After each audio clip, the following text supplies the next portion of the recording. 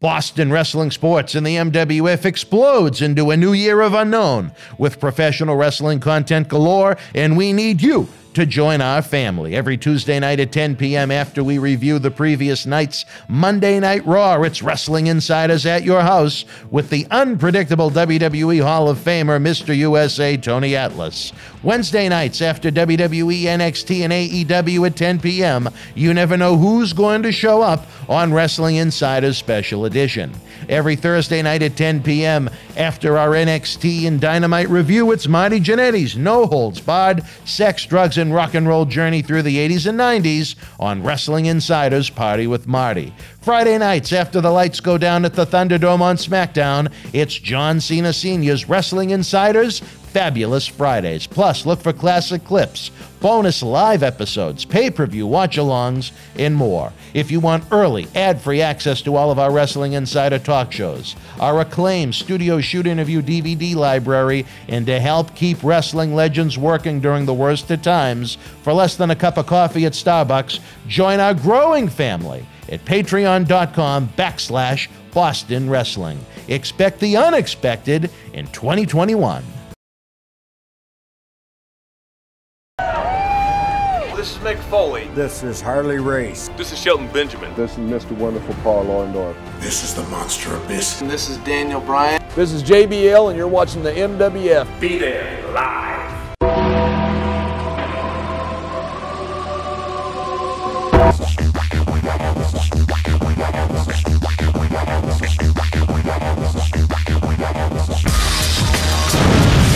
Wrestling fans around the corner, around the world, welcome to a special installment of Wrestling Insiders Current Events. It is Thursday, January the 14th, 2021.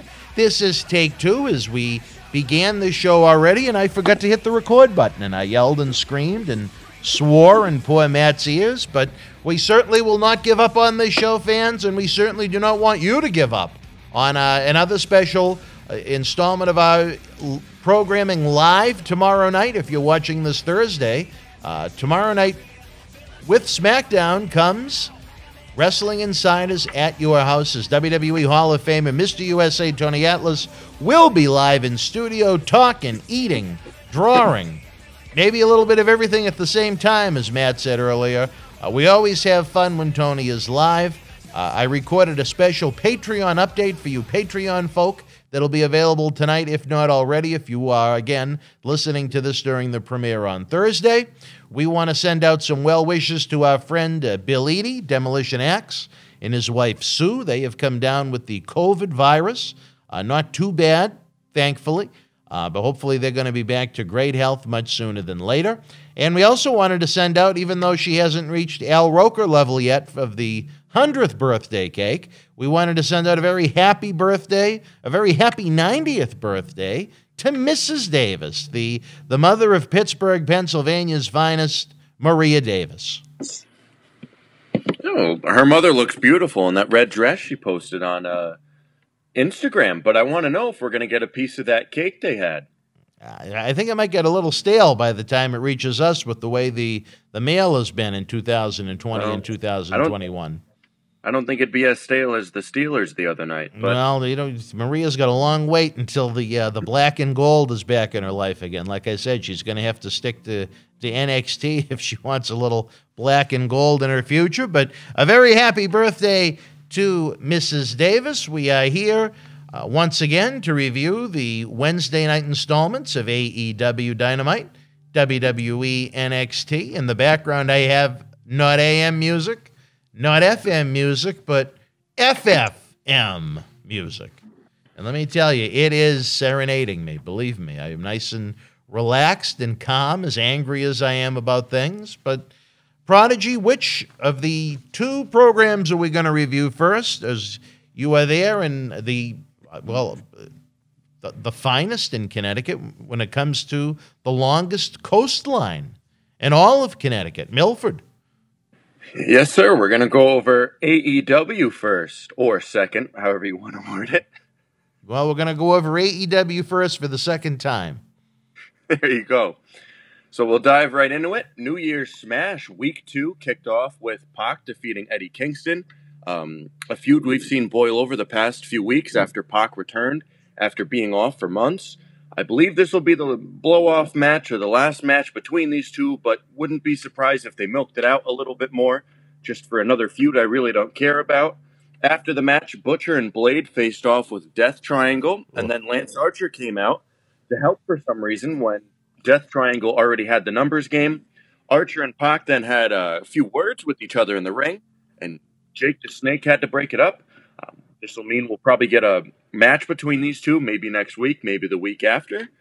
And we got Jake the Snake getting another, not a spot in, but he always seems to come out with Lance Archer, and he almost looks like he wants to wrestle a little bit. He always tries to get in there when the boys are facing off with each other. I think he wants to throw a few punches in there. But Pac and Eddie, a feud never really cared about in the first place. No. And can't really care about it now because they've done nothing to sell me on it. But what do you think of these two individuals in their opening match? As I've said before, I think Eddie Kingston's promos are pretty good, but other than that, there's just zero appeal. His wrestling isn't that good.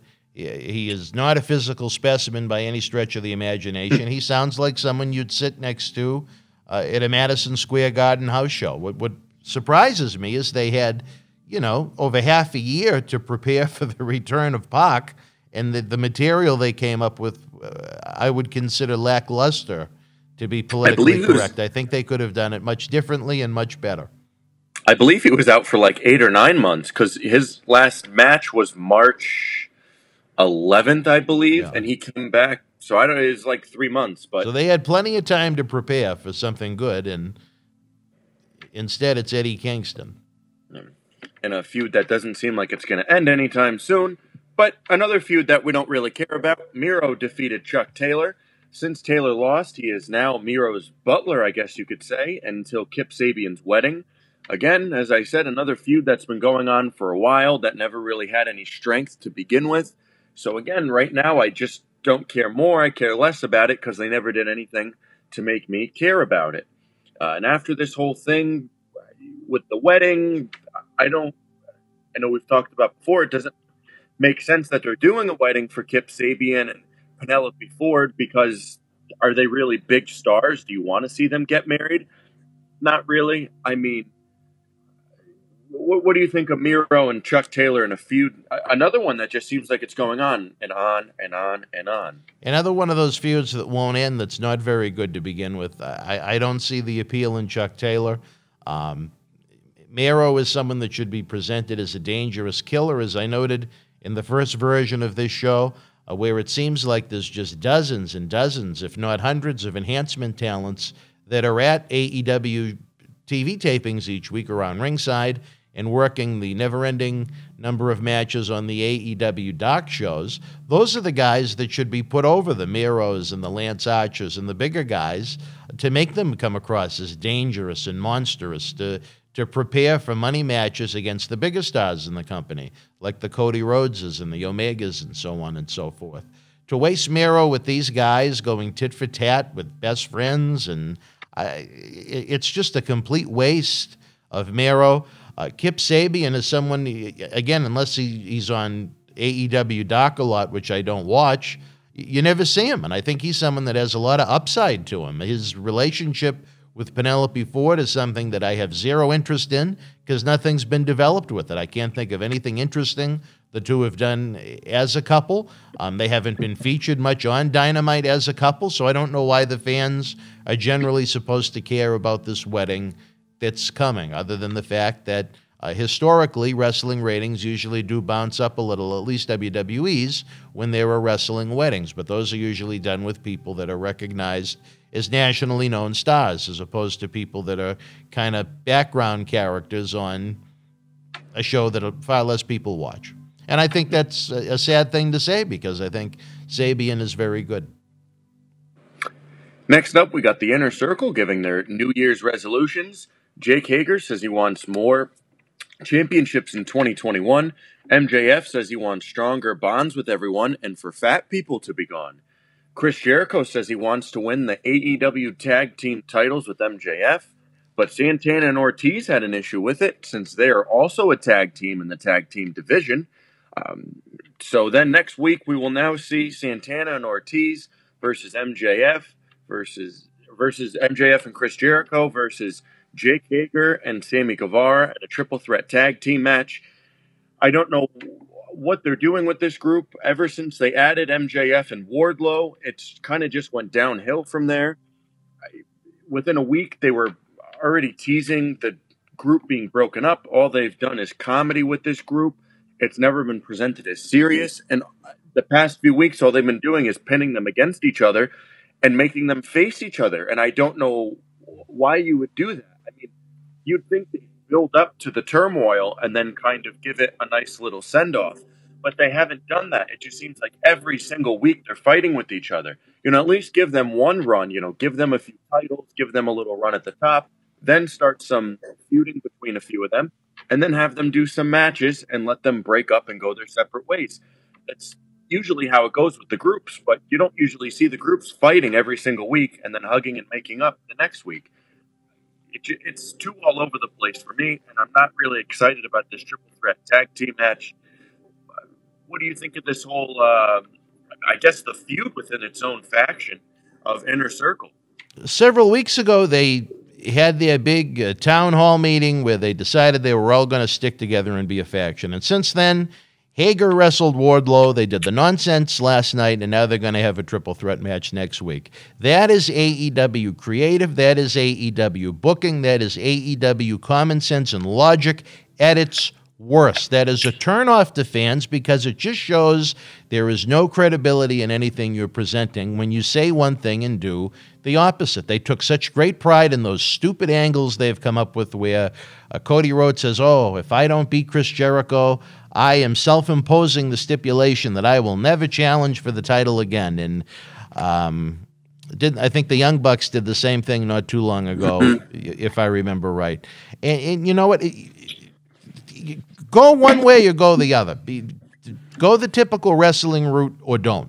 But to keep throwing out there that you're going to adhere to these stipulations, then you have these factions fighting with each other just a couple of weeks later, not once, but now multiple times. It's just stupid.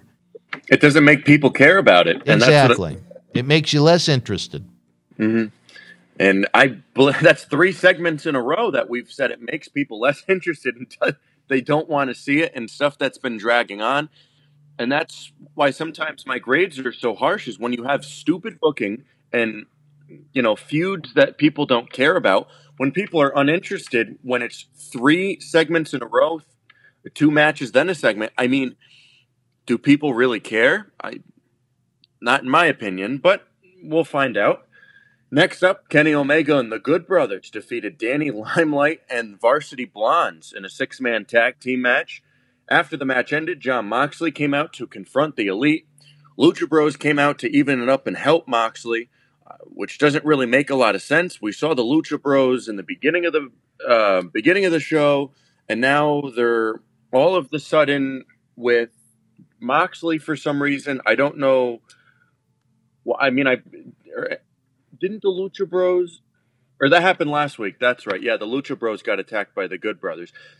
I don't know. It doesn't make sense to me. They didn't build it up enough. But again, how many times do we talk about things that could be done in a few weeks are done all in one night?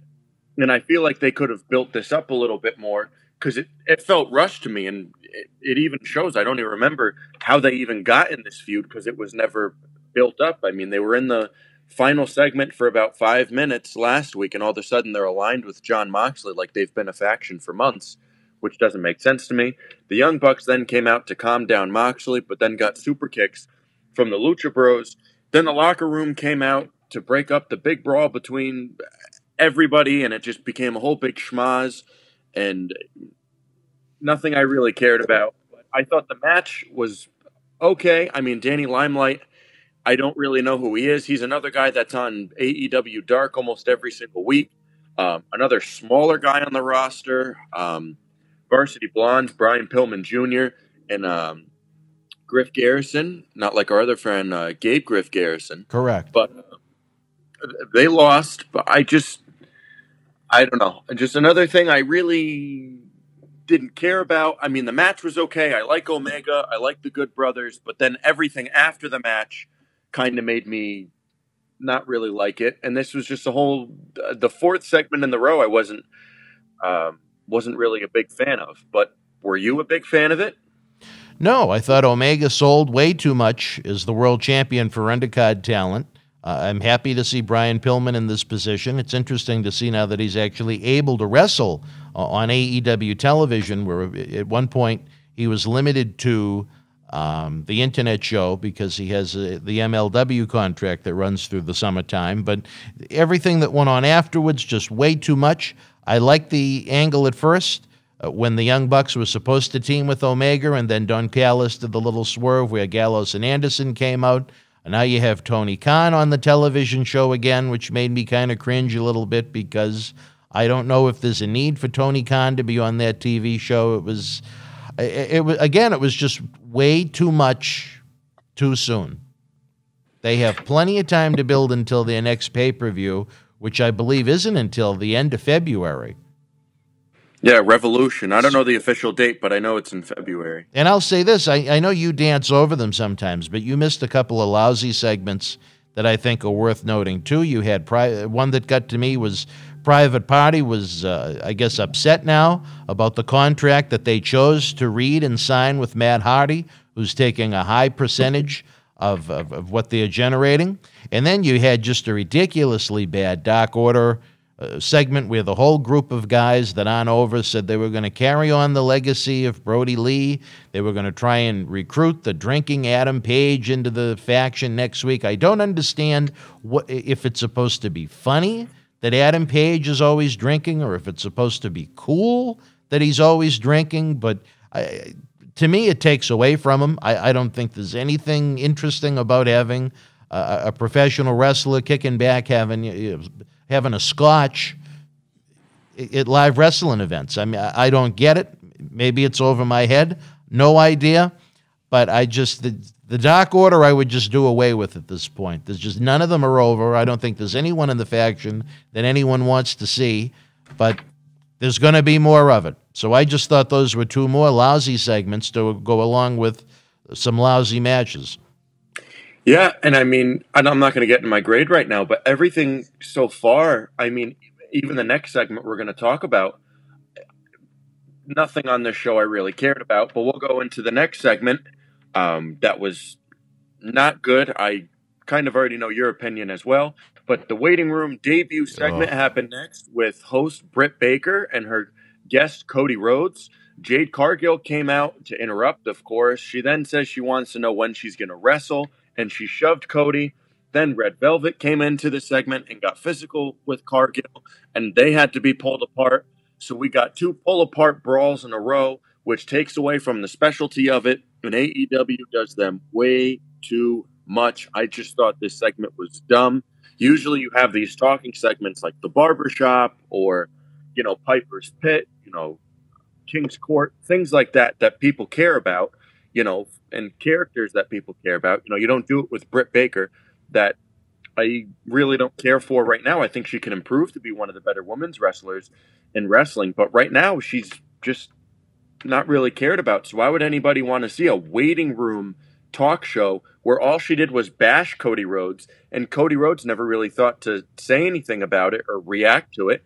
And then Cargill came out and pushed him, and I bet you she's not going to get, I would like to see a suspension for her or something like that, but I bet they don't do that. And Red Velvet, another person I could really care less about on this roster, comes out to make it seem like some big face-off between these two. You have Cargill, who hasn't wrestled a match, and Red Velvet, who has done nothing but lose in AEW. And why would anybody care about these two brawling in a debut segment? Just none of it really made sense to me.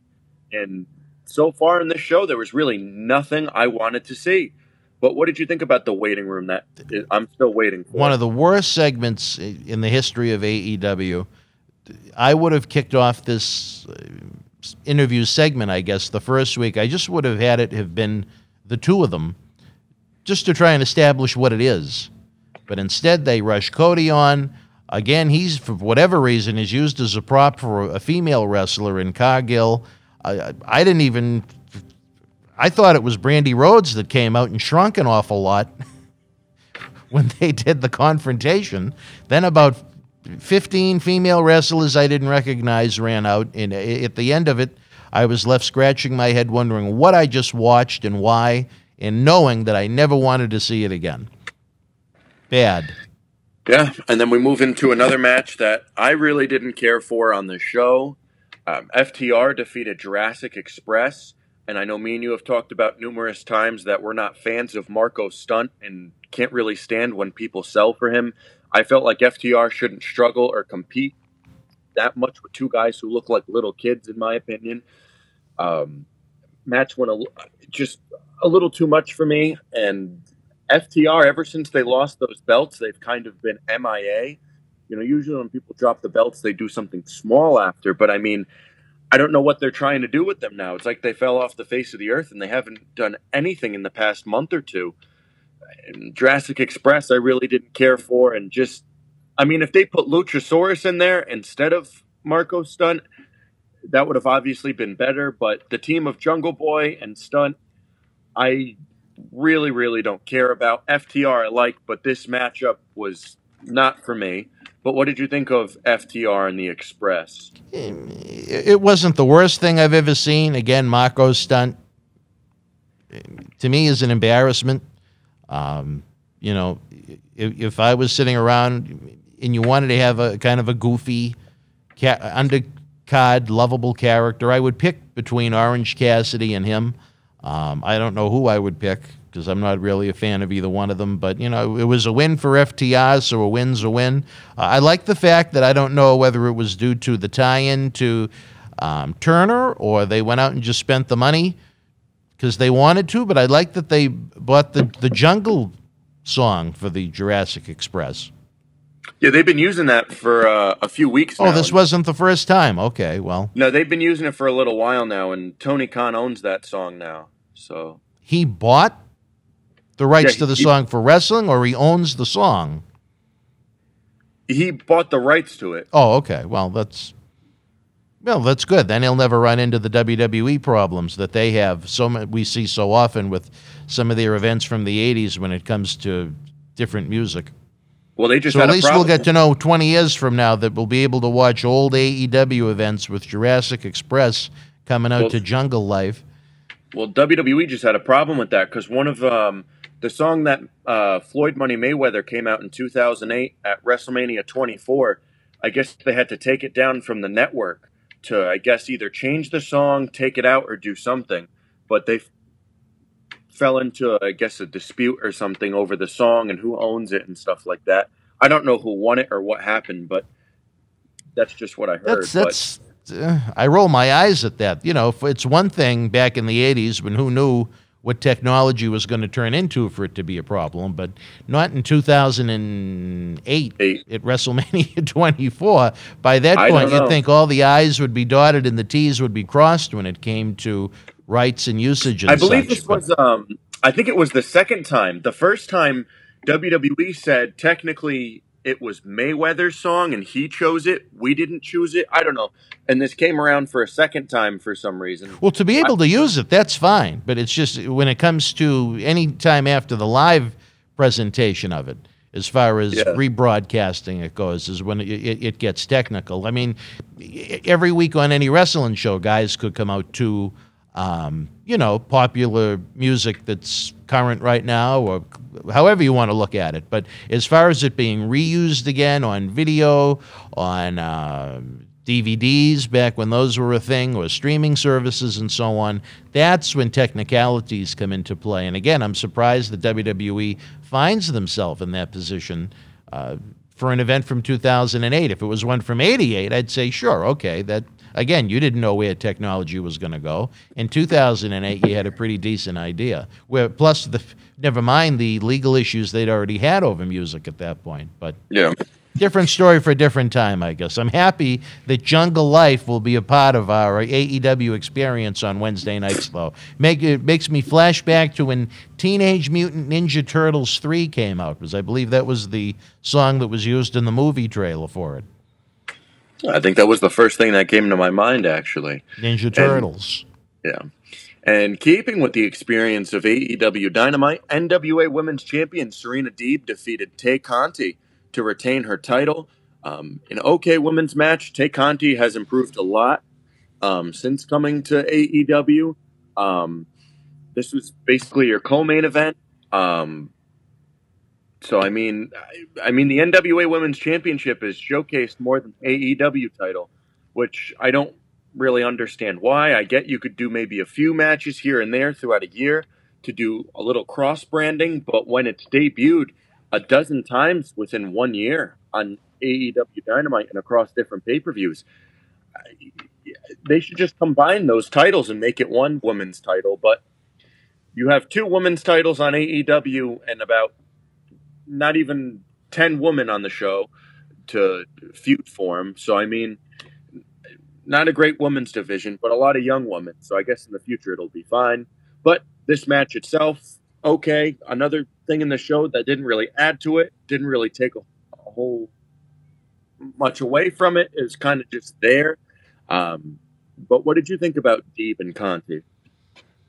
I shrug my shoulders as far as the match itself goes. I continue to wonder why they need to focus the NWA Women's Championship on an AEW show when they haven't even got the majority of the AEW female roster over. Maybe they just want Serena Deeb that bad. I have no idea, but I certainly wouldn't be looking to showcase the NWA on AEW All Elite Wrestling programming. If I really wanted the NWA that bad, I'd call Billy Corgan and say, have change for a 5 and buy the rights to the NWA.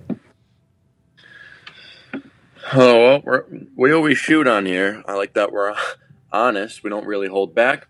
As we move into the main event, Darby Allin defeated Brian Cage of AEW Dynamite. The main event of it, which I wasn't really excited for this as a main event. He retained his TNT championship. Allin did win by roll-up, however, with a lot of stuff happening ringside from Team Taz and Sting. A lot of distractions going on. It was a short main event. It was a decent match. Wasn't really great. Wasn't a fan of the matchup. I'm glad Darby didn't pin him clean at least. At least it was a roll-up. I kind of expected Brian Cage to win here, but if he didn't win last night, so I kind of expect him to win in the future. But what did you think of the main event, which didn't really have too much of a main event feel to it? I guess it was the best match of the show, which is a good thing if it was the main event. You had your weekly Sting appearance, which continues to be a very slow burn. Whatever they're going to do with him and his little middle school child like Halloween decorated Darby Allin. Ricky Starks this week took the lumps and the bumps for the stinger and the baseball bat.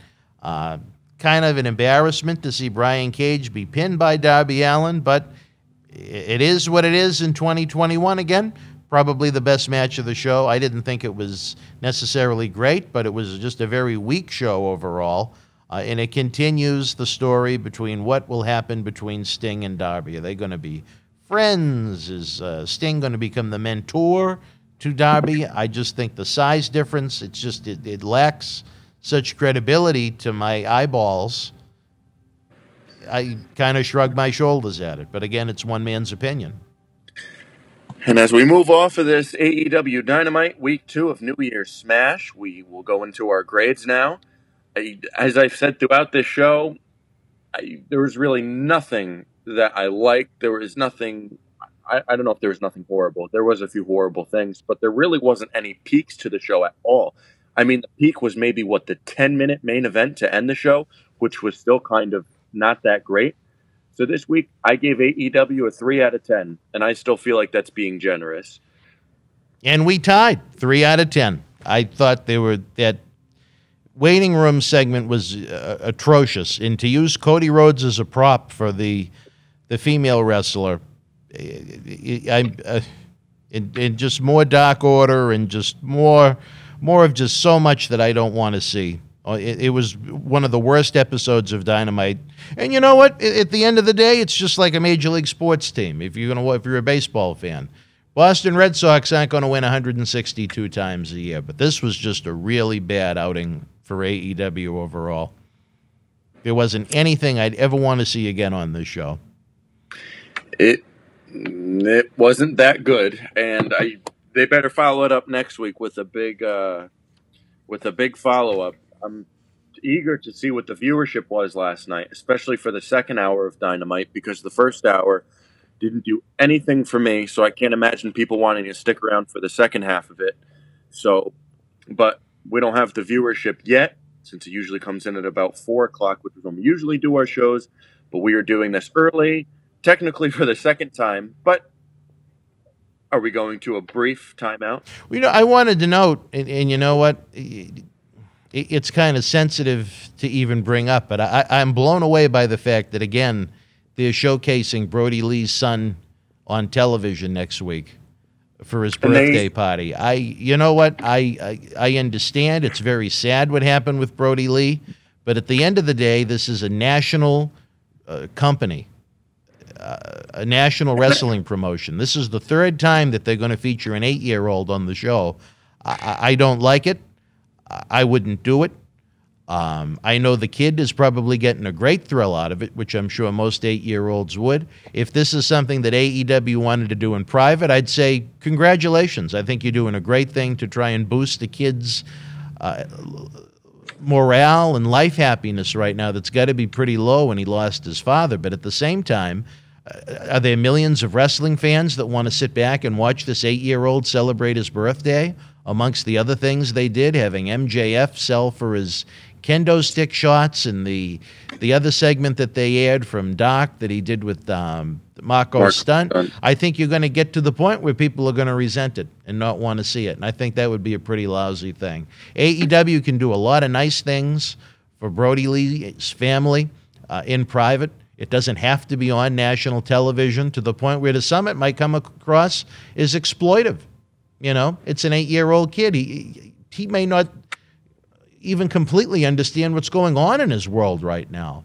I would not do that on national television. I would save that for the privacy of the AEW roster. If they want to do it at Daly's place off camera with no fans around, I say do it every week if that makes the kid happy. But as far as putting it on television, I would not. Yeah, I side with you on that. I usually don't like to voice my opinion on things that are sensitive like that, but since you brought it up, I'll agree with you. I just think, I don't want to speak my mind too much on this situation because I know there will be backlash and whatnot on me, but I can tell you what I really think after the show, which I know people would be really angry about, but we can go to a brief timeout.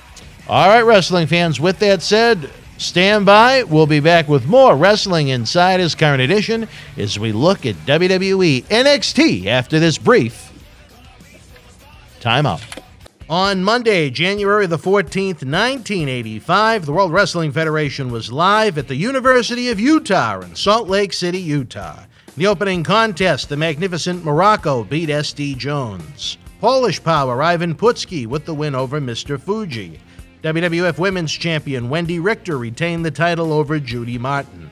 WWF Tag Team Champions Adrian Adonis and Dick Murdoch retained the titles over the Briscoe brothers, Jack and Jerry. Tito Santana defeated WWF Intercontinental Champion Greg the Hammer Valentine via countout. And in the main event, WWF World Heavyweight Champion Hulk Hogan retained the title over the Iron Sheik. If you were in Salt Lake City live, share your memories in the comment section below. Don't forget to check out our eBay store and WWE t-shirt fundraisers. Links in the description box below so we can bring you more interactive superstar shoot interviews to relive the good old days of professional wrestling and keep legends working via Patreon. Boston Wrestling Sports and the MWF explodes into a new year of unknown with professional wrestling content galore, and we need you to join our family. Every Tuesday night at 10 p.m. after we review the previous night's Monday Night Raw, it's Wrestling Insiders at your house with the unpredictable WWE Hall of Famer, Mr. USA, Tony Atlas. Wednesday nights after WWE NXT and AEW at 10 p.m., you never know who's going to show up on Wrestling Insiders Special Edition. Every Thursday night at 10 p.m. after our NXT and Dynamite review, it's Marty Jannetty's No Holds Barred Sex, Drugs, and Rock and Roll journey through the 80s and 90s on Wrestling Insiders Party with Marty. Friday nights after the lights go down at the Thunderdome on SmackDown, it's John Cena Sr.'s Wrestling Insiders Fabulous Fridays. Plus, look for classic clips, bonus live episodes, pay-per-view watch-alongs, and more. If you want early, ad-free access to all of our Wrestling Insider talk shows, our acclaimed studio shoot interview DVD library, and to help keep wrestling legends working during the worst of times, for less than a cup of coffee at Starbucks, join our growing family at patreon.com/Boston Wrestling. Wrestling fans, welcome back to Wrestling Insiders Current Edition. Don't forget, at the top of the hour, 10 p.m., we're going to be joined by the man where the party never ends, Party with Marty. Marty Jannetty is back on Wrestling Insiders, where we look at Royal Rumble 1989. Many of the superstars featured at that time. We look at the life of WWF pets. We wind up talking about Goldberg for a bit, along with the Rockers and the Brainbusters Classic from Madison Square Garden in January of 1989. Another must-see episode of Wrestling Insiders with Marty Jannetty at 10 p.m. tonight. Then don't forget, you're in for a double feature on Friday. That's right, Tony Atlas will be live in studio as SmackDown rolls around on Fox. Plus, at 10 p.m., after the lights in the Thunderdome go down, John Cena Sr.'s Dome lights up. He has a lot to say about the closing of the Kowloon Entertainment Dining Complex, Drew McIntyre and other WWE superstars coming down with COVID, some social media headlines he made regarding Mick Foley, and much more with John Cena Sr. tomorrow night, Friday night, every Friday after SmackDown at 10 p.m. The week just continues here in the world of Boston Wrestling. We talked AEW Dynamite, which we both thought sucked. Now on to WWE NXT. Which was much, much better in my opinion as we dive into it. NXT kicked off with Candice LeRae getting the win over Shotzi Blackheart. It was an opening match that felt a little slow to me and never really got a second gear to it.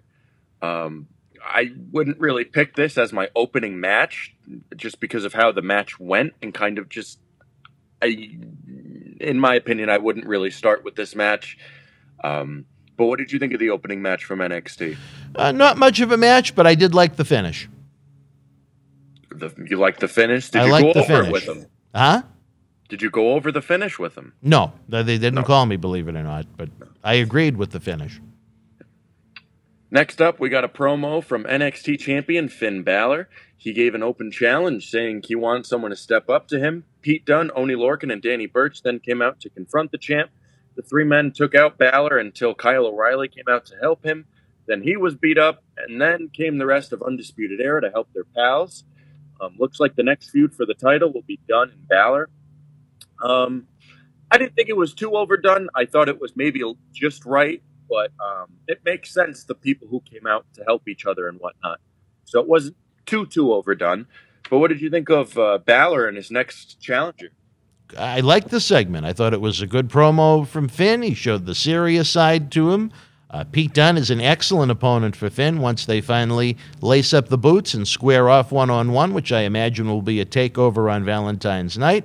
You kept O'Reilly in the mix, looking more like a single as opposed to a tag team wrestler where he ran in alone before followed by Adam Cole and Roderick Strong. I thought it was a very good segment. In a first-round match in the Dusty Rhodes Tag Team Classic, we saw grizzled young veterans defeat Everrise. I thought it was a good match, but in my opinion, Everrise needs a little bit more work. To me, they have that feel of an enhancement tag team, in my opinion. I don't know what you feel like, but to me, they kind of just feel like whenever they get in the ring, you almost expect them to lose. But what did you think about this tag team matchup? I thought it was way too long with two teams I had zero interest in seeing. That does it. That does it, I guess. In the next matchup, NXT North American Champion Johnny Gargano defeated Dexter Loomis in a non-title match. Gargano won via roll-up with help from Austin Theory. After the match, Theory and Gargano beat up Loomis until Kushida made the save. Looks like the next feud for the North American title will be Gargano and Kushida, which we kind of saw coming for a couple weeks. I think this will be a very good match. I'm glad Gargano's facing someone more. Oh, there goes the music, baby. FFM, baby. I'm glad that Gargano is facing someone more his size. It makes sense from storyline and match purposes, and him not having to face Damian Priest or even someone who's smaller than him and Leon Ruff. You can't find too many people smaller than Gargano. But I like this matchup a lot for the North American title. But what did you think of Gargano and Loomis and everything that followed? I thought it was a pretty good match. I hate the fact that Gargano was used as a heel, where he was so over as a babyface. Not just a heel, but a goofy comedy heel, which usually goes nowhere in the long run.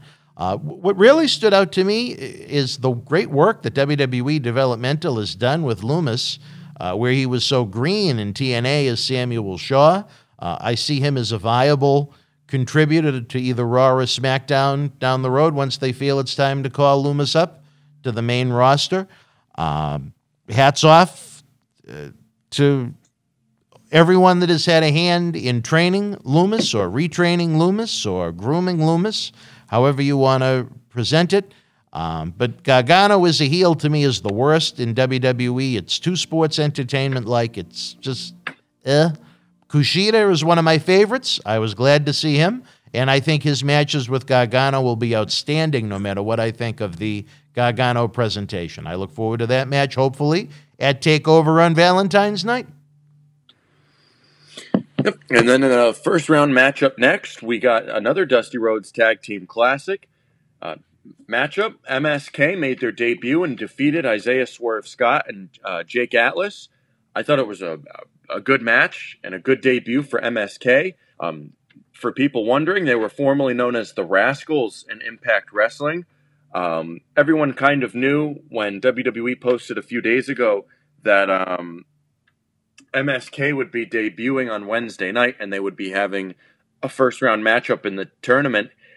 Everyone kind of knew it was the Rascals since they just signed about a month ago and everyone knew they were a tag team, so it was kind of really the only debut that would make sense in that spot. But what did you think about their debut and their big first win in the tournament? I thought it was a fantastic match. I thought it was a great debut. They look good, and it also can be used to build up more for the singles rivalry that there has been between Isaiah Scott and Jake Atlas. I thought it was a very good segment. The right team went over, and again, you can do more with the team that lost.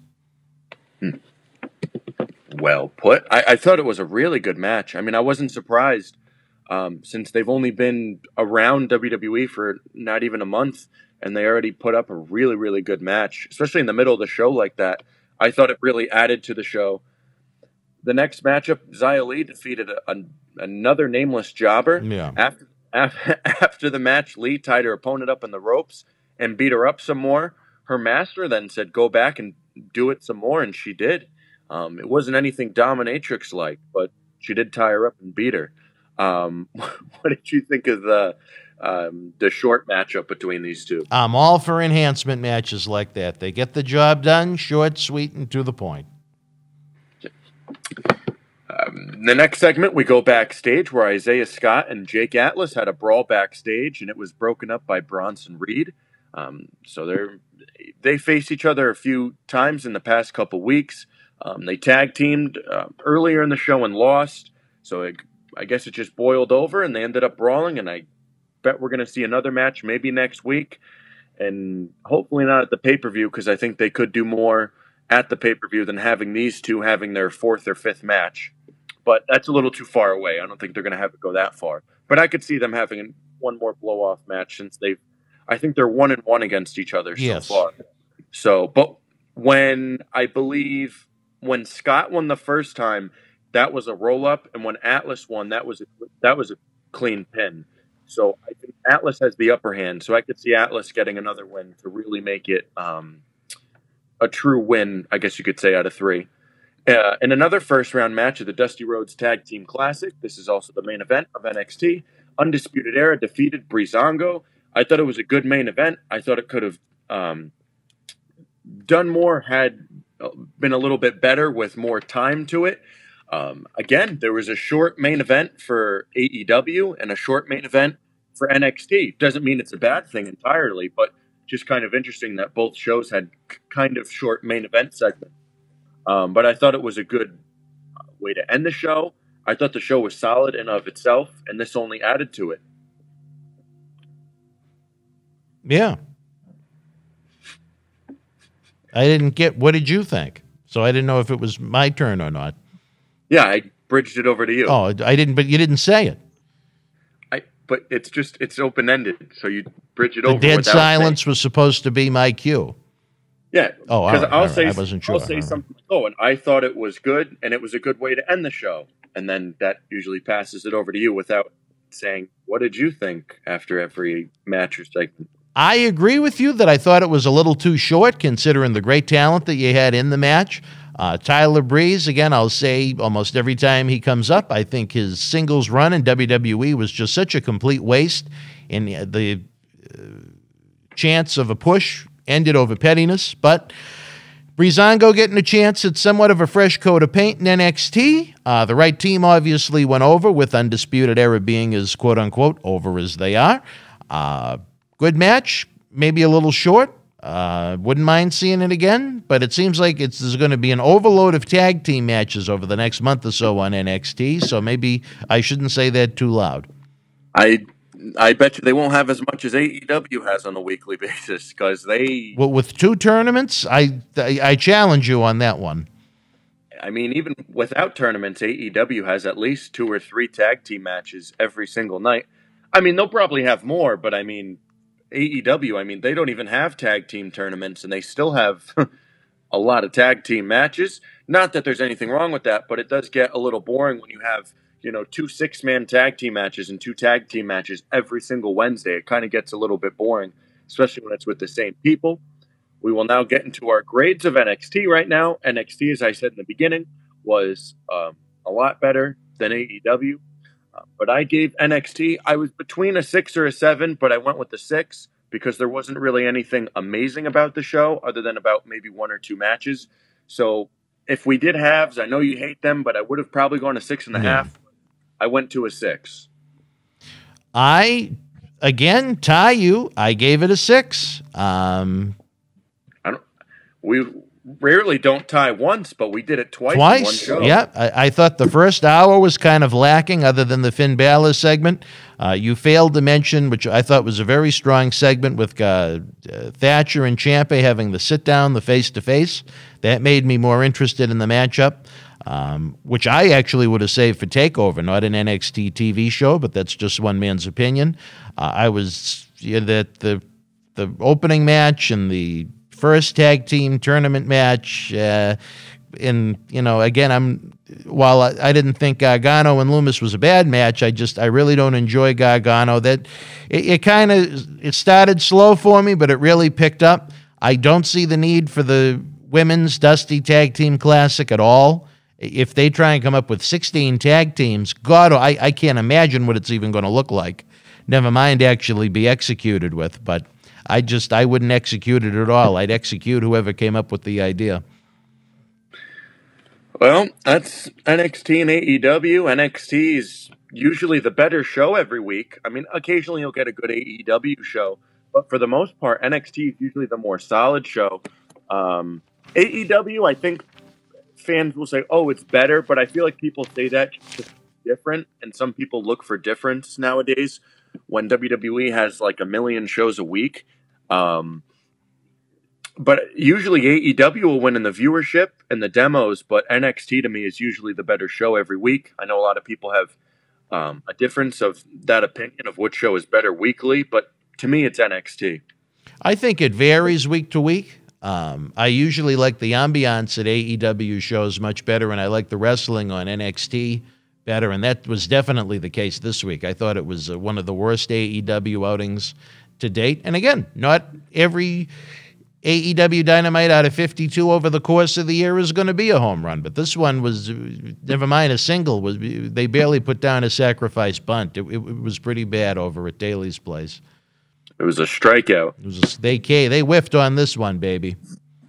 I don't even think they went down swinging. Well, they went down looking. They were looking, yeah. And in NXT, you know, like I said, unfortunately, there were just a couple of matches and segments that were just kind of, to take away from the couple that I thought were really good. So that's why I gave NXT a 6 out of 10.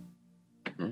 And for the fans that are watching during the live premiere, if you are typing along with us, like Julian, our good friend H&M Limousine, Slick Rick, Maria, Tina, Lisa, and all our other great friends that pipe in, give us your thoughts on a scale of 1 to 10. What do you give NXT? We're always anxious to know your thoughts on that. As noted, Tony Atlas will be with us live Friday night before John Cena Sr. in the Peace. Join us at 10 p.m., but we are just minutes away from being joined by hopefully future WWE Hall of Famer Marty Jannetty for WWE. For Wrestling Insiders Party with Marty at 10 p.m., are you going to be joining us for the premiere this week so I don't have to answer the questions from the fans? Where is Socko? As I said before, Gonzaga plays tonight at 9 o'clock. Forget about Gonzaga. Gonzaga, you can DVR. This is important, baby. Don't make me call Paul Roma, please. You can call him for whatever, but they play Pepperdine at 9 o'clock tonight. If anybody really cares about Gonzaga. That's good. I'm sure there's many big Gonzaga fans that tune into the AEW and NXT review show, but then again, you never know. You never know. But you can do two things at the same time. Don't forget. Multitask, kiddo. Multitask. I know, but I zone out. I get too into it. No. Well, get into this and let Gonzaga be the backup then, brother. I can see why Paul got a little hot with you. Yeah. I don't know. I can't say for sure, but I can understand. Yeah, because I want to watch my team play. This is your team. This is your team, brother. This is your team, Boston Wrestling. Are you number 1 in the country? Number 2. Number 2. Number 2. Okay. We're getting there, though. Don't worry. You're the Baylor of college basketball. Exactly.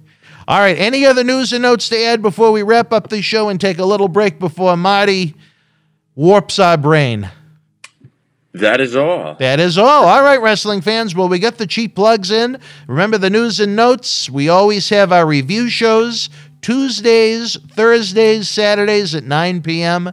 and our 4 weekly in-studio shoot interviews, all original content, Tuesday, Wednesday, Thursday, Friday nights at 10 o'clock. This week we get a little treat because we have Tony Atlas live and perhaps the Impact Wrestling pay-per-view watch-along Saturday. That is TBA, to be announced, or as Socko likes to say, Tony B. Atlas. There you go. All right, for my partner along Connecticut's longest coastline, Mr. Matt Degnan, I'm Dan Mirade. We'll see you at 10 o'clock with Marty Jannetty. Share the link with a friend on social media. Give us a big thumbs up and subscribe.